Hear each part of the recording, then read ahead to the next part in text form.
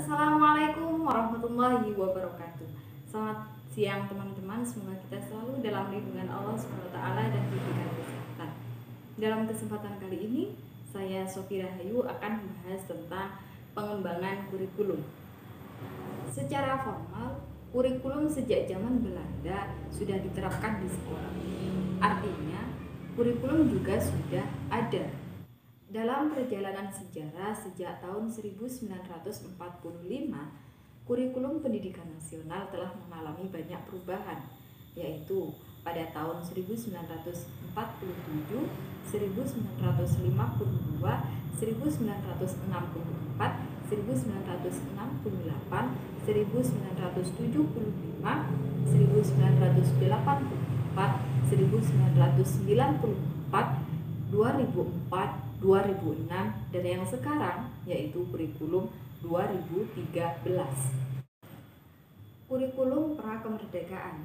Yang pertama yaitu kurikulum pada zaman Belanda. Pada zaman Belanda itu ada 3 sistem kurikulum. Yang pertama, sistem pendidikan Islam yang diselenggarakan di pesantren. Yang kedua, sistem pendidikan Belanda. Yang ketiga, sistem pendidikan yang dikembangkan oleh tokoh-tokoh pendidikan. Contohnya yaitu Kiai Haji Ahmad Dahlan dan Kiai Haji Dewantara. Sedangkan pada kurikulum zaman Jepang, kebijakan kurikulum pada masa penjajahan Jepang itu lebih banyak berisi mengenai doktrin, ideologi, dan prinsip dalam rangka memenuhi ambisi pembentukan Asia Timur Raya, serta upaya mempersiapkan prajurit yang siap tempur di medan perang Asia Timur Raya. Kurikulum pasca kemerdekaan yaitu ada 3. Ada masa Orde Lama, masa Orde Baru, dan masa Orde Baru Reformasi. Yang pertama yaitu masa Orde Lama.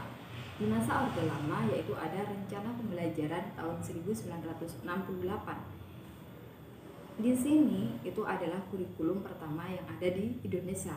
Kemudian di tahun 1950 itu dikenal dengan rencana pelajaran. Kurikulum ini itu muncul karena tuntutan Undang-Undang Dasar. Kemudian ada rencana pelajaran 1952 yang mana kurikulumnya itu lebih rinci. Kemudian rencana pelajaran 1958 itu menyempurnakan kurikulum sebelumnya, yaitu kurikulum tahun 1950. Kemudian rencana pelajaran 1964 yang di situ adalah kurikulum Pancawardhana. Kemudian ada kurikulum pada masa Orde Baru. Pada masa Orde Baru yaitu kurikulum 1968. Nah, di sini kurikulum itu dari Pancawardhana ke Pancasila. Kurikulum 1975. Kurikulum ini itu muncul istilah PPSI dan TIK. Apa sih PPSI itu? PPSI itu adalah prosedur pengembangan struktur instruksional atau biasa dikenal dengan satuan pendidikan. Kemudian kurikulum 1984. Nah, kurikulum ini itu lebih mengutamakan pendekatan proses. Kemudian kurikulum 1994. Di kurikulum ini itu menyempurnakan kurikulum sebelumnya, yaitu kurikulum tahun 1984. Yang terakhir yaitu kurikulum Orde Baru Reformasi, yaitu kurikulum 2004. Kurikulum 2004 itu lebih dikenal dengan KBK atau kurikulum berbasis kompetensi. Kemudian kurikulum 2006. Kurikulum 2006 lebih dikenal dengan KTSP atau kurikulum tingkat satuan pendidikan. Dan yang terakhir dan yang sekarang itu adalah kurikulum 2013. Nah, di sini itu berbasis sikap, keterampilan, dan pengetahuan atau biasa kita kenal dengan afektif, kognitif, dan psikomotorik. Selanjutnya yaitu landasan pengembangan kurikulum. Landasan pengembangan kurikulum itu ada 3. Yang pertama yaitu landasan filosofis, kedua yaitu landasan sosiologis, dan yang terakhir adalah landasan psikologis. Yang pertama adalah landasan filosofis. Landasan filosofis. Apa sih landasan filosofis itu? Jadi peran filsafat dalam dunia pendidikan itu adalah memberikan kerangka dalam bidang filsafat pendidikan. Untuk apa? Yaitu untuk mewujudkan cita-cita pendidikan yang diharapkan suatu masyarakat atau bangsa. Yang pertama yaitu makhluk individu. Kita lahir sebagai makhluk individu. Makhluk individu itu memiliki bakat dan kemampuan masing-masing. Makhluk individu itu memiliki kelebihan dan juga kekurangannya masing-masing. Dalam kaitannya dengan kurikulum, orang yang menjadi guru itu harus orang yang berbakat dan berminat menjadi seorang guru. Yang kedua yaitu makhluk sosial. Meskipun kita terlahir sebagai makhluk individu, mereka tetap membutuhkan kerjasama dengan individu-individu lain. Dalam sebuah sistem pendidikan, itu pasti ada sebuah organisasi. Yang ketiga yaitu makhluk susila. Dalam mengembangkan kurikulum, kita harus menjamin bahwa siswa itu dapat memiliki kemampuan untuk meningkatkan efektifnya dalam melaksanakan norma-norma yang berlaku.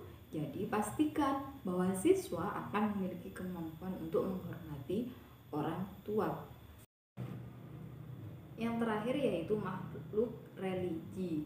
Kurikulum wajib menjamin siswa untuk memiliki kepercayaan sesuai dengan Pancasila sila pertama. Landasan yang kedua yaitu landasan sosiologis. Di landasan sosiologis ini untuk menjawab siapa sajakah sasaran kurikulum. Yang pertama ada sejarah, ada geografi, ekonomi, politik, antropologi, dan sosiologi. Di sejarah yaitu membahas tentang latar-latar belakang kejadian yang pernah dialami di Indonesia, bisa menjadi pedoman untuk mengembangkan kurikulum. Contohnya pada mata pelajaran sejarah. Yang kedua yaitu geografi. Di geografi itu adalah faktor pendukung dan faktor penghambat dalam suatu kurikulum. Yang ketiga yaitu ekonomi. Ekonomi yaitu berkaitan dengan taraf hidup manusia. Pengembangan kurikulum itu dipengaruhi oleh ekonomi. Dan yang keempat yaitu politik, yaitu berhubungan dengan kebijakan-kebijakan yang diterapkan oleh kurikulum nasional. Yang kelima yaitu antropologi. Antropologi ya berkaitan dengan budaya-budaya yang ada di daerah. Dan yang terakhir yaitu sosiologi. Sosiologi itu berkaitan dengan stratifikasi taraf hidup. Landasan yang terakhir yaitu landasan psikologis. Di landasan psikologis itu membahas mengenai karakteristik perilaku atau pola-pola perkembangan untuk menyesuaikan apa yang dididik dan bagaimana cara mendidik.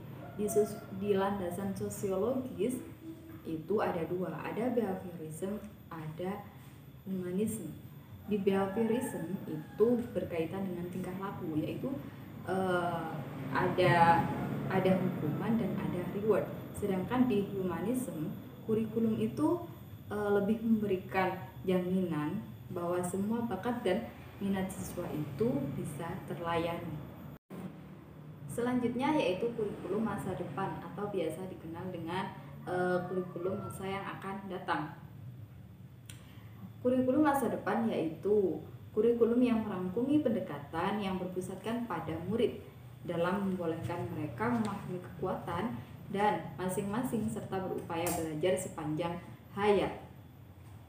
Untuk masa depan, pendidikan itu harus dapat mengantisipasi dan mengelola masa depan sekolah agar program belajar sekolah itu dapat merespon terhadap kebutuhan anak didik, bukan hanya saja dalam prakteknya tetapi juga dalam pengaplikasiannya terhadap pekerjaan. Tapi yang paling penting itu adalah membuat mereka itu bisa mengerti, menerima dan menghargai kenyataan yang ditemui. Selanjutnya yaitu isi dari Surat Edaran Menteri Pendidikan dan Kebudayaan nomor 14 tahun 2019, yaitu ada 4 poin. Yang pertama, penyusunan RPP dilakukan dengan prinsip efisiensi, efektif, dan berorientasi pada murid. Yang kedua, bahwa dari 13 komponen RPP yang telah diatur dalam Peraturan Mendikbud nomor 22 tahun 2016 tentang standar proses pendidikan dasar dan menengah, yang menjadi komponen inti adalah tujuan pembelajaran, langkah-langkah kegiatan pembelajaran, dan penilaian pembelajaran yang wajib dilaksanakan oleh guru, sedangkan komponen lainnya itu bersifat pelengkap. Yang ketiga yaitu sekolah, kelompok guru mata pelajaran sejenis dalam sekolah, kelompok kerja guru atau musyawarah guru mata pelajaran, dan individu guru itu secara bebas itu dapat memilih, membuat, menggunakan, dan mengembangkan format RPP secara mandiri untuk sebesar-besarnya bagi keberhasilan belajar murid. Dan yang keempat yaitu adapun RPP yang telah dibuat guru dapat digunakan dan dapat pula disesuaikan sesuai dengan poin 1, 2, dan 3. Maksud dari efisiensi, efektif, dan berorientasi pada siswa. Efektif berarti bahwa penulisan RPP itu dilakukan dengan tepat dan tidak menghabiskan banyak waktu dan tenaga. Sedangkan efektif itu berarti penulisan RPP itu dilakukan untuk mencapai tujuan pembelajaran. Yang terakhir yaitu berorientasi pada siswa, yang berarti bahwa penulisan RPP itu dilakukan dengan mempertimbangkan kesiapan, ketertarikan, dan kebutuhan belajar murid di kelas. Dengan demikian itu jelas bahwa kebijakan Menteri Pendidikan dan Kebudayaan yang sekarang itu menyatakan bahwa RPP itu dikenal dengan komponen inti RPP, yaitu apa? Tujuan pembelajaran, langkah-langkah kegiatan pembelajaran, dan penilaian pembelajaran. Sedangkan 10 komponen lainnya itu disebut dengan komponen pelengkap atau penunjang. Namun dengan demikian, suatu kebijakan tentunya itu akan ada penyesuaian dari waktu ke waktu. Dan ini adalah contoh rencana pelaksanaan pembelajaran atau RPP 1 lembar, yaitu ada tujuan pembelajaran, kegiatan pembelajaran yang berisi pembuka, kegiatan inti, dan penutup, dan yang terakhir adalah penilaian atau assessment yang sudah sesuai dengan kurikulum saat ini. Teman-teman, demikian materi yang dapat saya sampaikan mengenai pengembangan kurikulum. Kurang lebihnya mohon maaf dan semoga bermanfaat. Dan saya Sofi Rahayu pamit undur diri. Terima kasih dan wassalamualaikum warahmatullahi wabarakatuh.